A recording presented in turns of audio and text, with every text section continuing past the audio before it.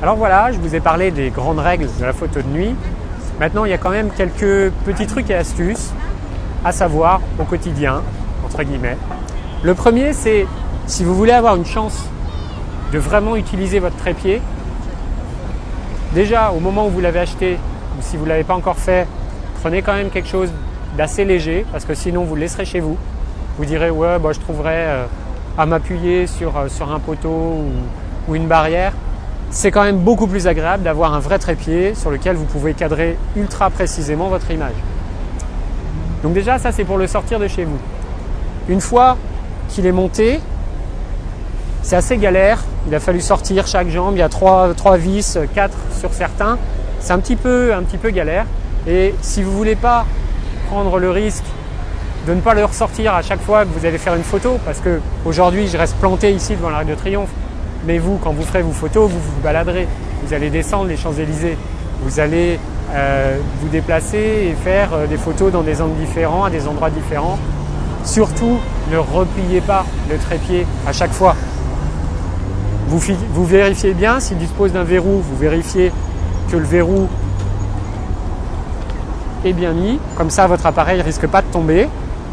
Vous repliez les 3 branches et vous trimballez votre trépied sur l'épaule tranquillement. En plus, ça vous donne l'occasion de rejouer une célèbre scène des Bronzés font du ski. Ça serait dommage de ne pas tuer quelqu'un avec un trépied, c'est quand même assez rigolo. Donc voilà, il ne faut pas hésiter à le transporter comme ça. C'est pas fragile, vous vérifiez que c'est bien verrouillé et du coup, c'est beaucoup plus agréable à utiliser. L'autre chose à savoir, je vous ai parlé des histoires de sur- et sous-exposition. Il faut savoir que la mesure de l'appareil, elle est très sensible aux points lumineux qui peuvent se trouver dans le champ.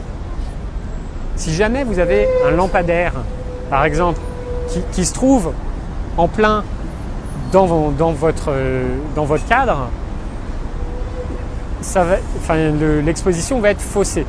Ça va être d'autant plus vrai si vous utilisez la mesure évaluative ou matricielle. Si jamais vous avez un point qui est en plus situé proche de l'endroit où vous faites la mise au point, si ce point lumineux est juste là, par exemple en plein milieu, là où la mise au point est faite, l'appareil photo va sous-exposer, c'est le cas de le dire, va sous-exposer fortement l'image parce qu'il va vraiment prendre en compte dans la mesure ce point très lumineux. Il y a une époque, quand on utilisait de l'argentique, on avait ce qu'on appelait une cellule à main. Ça mesurait la luminosité ambiante et c'était une très bonne manière de s'assurer de l'exposition correcte de l'image. Maintenant, ça n'a plus vraiment d'intérêt d'investir dans ce type de cellule. En plus, ça coûte assez cher. Donc, je vous invite, une fois de plus, à faire une photo test et à vérifier le résultat sur l'écran. Mais attention, je vous l'ai déjà dit, mais je tiens à le rappeler, ne vous fiez pas à l'écran, mais utilisez les histogrammes et l'alerte de surexposition. Pourquoi ne pas se fier à l'image sur l'écran? Parce qu'on est en pleine nuit et l'écran, même réglé au minimum, il est très très lumineux. Et du coup, une photo, même si elle est par exemple sous-exposée, elle va vous paraître tout à fait correcte. Par contre, quand vous allez rentrer chez vous et vous allez l'afficher sur votre écran d'ordinateur et que vous aurez les lampes chez vous qui seront allumées, pas de chance, en fait, elle est sous-exposée. Vous vous rendrez compte aussi que si vous changez le réglage de luminosité de votre écran, ça va faire varier la luminosité de la photo prise alors qu'en fait, elle ne change pas. Donc pour ça, toujours l'histogramme qui vous représente à gauche les basses lumières, à droite les hautes lumières et l'alerte de surexposition afin de vérifier ce qui est clair, ce qui est foncé et ce qui est cramé. Alors, d'autres petits trucs, si comme aujourd'hui il fait assez froid, il faut savoir que vos batteries, elles vont durer moins longtemps. Typiquement, les piles rechargeables et les batteries au lithium sont assez sensibles au froid. Et alors que vous pourriez faire par exemple 300 photos avec une seule batterie en temps normal, peut-être que s'il fait moins 10 degrés, alors c'est pas le cas non plus aujourd'hui, mais si jamais vous sortez et qu'il fait moins 10, au bout de 50 photos, votre même batterie, elle va avoir du mal à fonctionner. Donc n'hésitez pas à partir avec plusieurs batteries de charger à l'avance. Vous pouvez en acheter des compatibles sur internet, ça ne coûte pas grand chose. Et vous vous assurez de ne pas tomber en rade pile au moment de faire la photo, ça serait vraiment dommage. Un autre truc à savoir, c'est que je vous ai parlé de l'opposition tout à l'heure, de la photo à main levée et de la photo sur trépied. C'est pas forcément non plus aussi distinct que ça, et c'est pas parce que vous avez un trépied que vous êtes obligé d'utiliser des temps de pause de 30 secondes et des ouvertures fermées à F8 ou à F16. Typiquement, si je fais une photo avec un temps de pause de 30 secondes, par exemple sur ce boulevard avec les passants qui passent, avec un temps de pause de 30 secondes, ils vont devenir très très flous, voire même transparents. Si j'ai un temps de pause de 10 minutes, il y a des chances pour qu'ils disparaissent et qu'on ait l'impression d'un boulevard totalement vide. Ça peut être sympa, ça peut être un effet très chouette, mais ce n'est pas forcément le type de photo que vous voulez faire. Il ne faut donc pas hésiter à remonter, à rouvrir un petit peu, de manière à avoir un temps de pause plus court, par exemple de l'ordre de 1 seconde, une demi-seconde, peut-être un dixième, de manière à pouvoir récupérer des passants soit parfaitement nets, si vous avez la possibilité ou si c'est ce que vous voulez faire, soit d'avoir un léger flou de mouvement.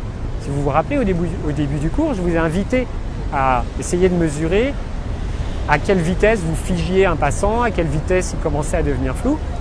Vous pouvez réutiliser ces informations avec votre appareil sur trépied.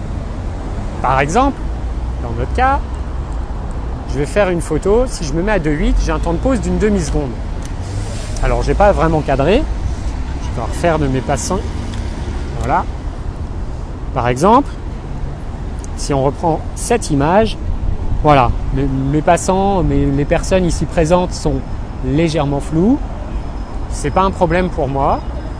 Et ça me permet de donner un petit peu une légère impression de mouvement, mais avec des silhouettes qui restent totalement reconnaissables. Voilà, je vais faire d'autres photos. Je vise un petit peu au jugé, mais vous voyez le résultat. Donc, c'est pas si séparé, il ne faut pas hésiter, là encore, à expérimenter. Une dernière petite astuce que je vais vous livrer, dès qu'on aura laissé passer les pompiers.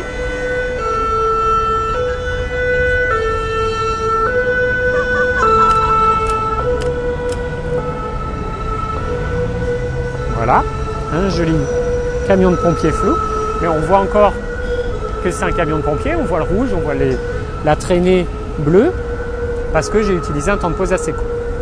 Donc, je voulais vous dire, mon dernier point, c'est le fait que même si vous avez un trépied,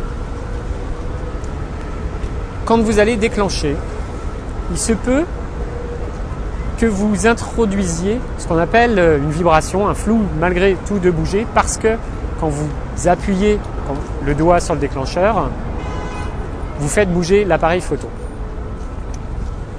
Pour ça, pour éviter ce problème, je vous invite à utiliser le retardateur. Si jamais il dispose d'un mode court, c'est-à-dire de seulement 2 secondes, c'est vraiment le réglage idéal. Donc, dans mon cas, ça veut dire que quand je déclenche, 1, 2, clac, la photo se fait 2 secondes. Et en 2 secondes, même si j'ai vraiment fait bouger l'appareil en appuyant sur le déclencheur, il a eu le temps, le trépied s'est stabilisé, l'appareil aussi, ça ne bouge plus. Si vous avez un retardateur classique seulement qui ne propose que 10 secondes, ça reste quand même idéal à utiliser. Par contre, ça veut dire que vous ne pourrez pas saisir un passant qui passe juste devant l'objectif au moment où il passe devant l'objectif. Ça demande un petit peu d'anticipation. Il y a un dernier réglage associé à ça, c'est ce qu'on appelle le relevage du miroir. Alors, le principe, c'est que quand la photo se fait, au moment où vous appuyez sur le déclencheur, si le déclenchement se fait instantanément, ou au moment où la photo est prise, si vous utilisez le retardateur, le miroir qui est devant le capteur et qui sert à vous permettre de viser, va se relever L'obturateur s'ouvre pour que la photo soit prise, l'obturateur se referme et le miroir se rabat. À ce moment-là, ça entraîne aussi une vibration dans votre appareil. Cette vibration, si vous utilisez un temps de pause de 30 secondes, elle est négligeable. C'est-à-dire qu'elle va introduire une vibration sur le premier dixième de seconde de l'image et après, il vous reste 29 secondes et des brouettes de stabilité pour faire une photo nette. Donc, ce n'est pas un problème. Par contre, si jamais vous utilisez un temps de pause justement de 1 dixième de seconde, ou dans cet ordre d'idée, ça peut être un 5e ou un 20e, cette vibration, elle peut entraîner un léger flou. Comme vous êtes sur un trépied, autant profiter et utiliser la qualité maximale que vous puissiez obtenir en utilisant ce qu'on appelle le relevage du miroir. Souvent, c'est assez compliqué d'accès. Ça se fait, en tout cas chez Canon, via un menu personnalisé. Là, c'est le menu numéro 3, Autofocus Cadence. Et le réglage numéro 7 de souvenir s'appelle Verrouillage du miroir. Il est désactivé par défaut. Quand vous l'activez et que vous utilisez le retardateur, quand vous déclenchez, au moment même où vous déclenchez, le miroir va se relever sans attendre les 2 secondes. Et au bout de 2 secondes, la photo sera faite. De cette manière, le miroir se relève avant que la photo soit faite et donc introduit une vibration dans le boîtier avant que la photo soit faite. C'est-à-dire qu'au moment où l'obturateur s'ouvre, il n'y a plus rien qui bouge. C'est vraiment donc le réglage à utiliser quand vous faites des photos dans ce contexte-là, de nuit typiquement. Vous avez du temps, vous déclenchez, vous avez 2 secondes, même si c'est 10 secondes, c'est pas bien grave. Et vous êtes sûr d'avoir la photo nickel. Là, elle est surexposée parce que mon correcteur d'exposition n'est pas sur sa bonne valeur, mais si je le mets bien et que je cadre mon arc de triomphe correctement,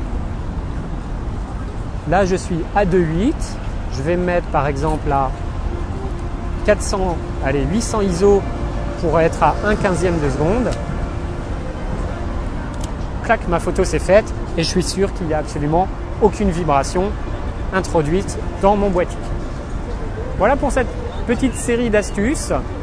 À vous de les utiliser en fonction de vos disponibilités, du temps que vous avez, parce que vous n'avez peut-être pas envie de passer 1 heure dans le menu, sous-menu, pour un réglage qui vous semble infime. Si vous avez fait le test et pour vous ça ne change rien parce que vous avez un super trépied, les vibrations elles sont négligeables, ok, utilisez-le pas, mais je tenais à vous en parler quand même aujourd'hui.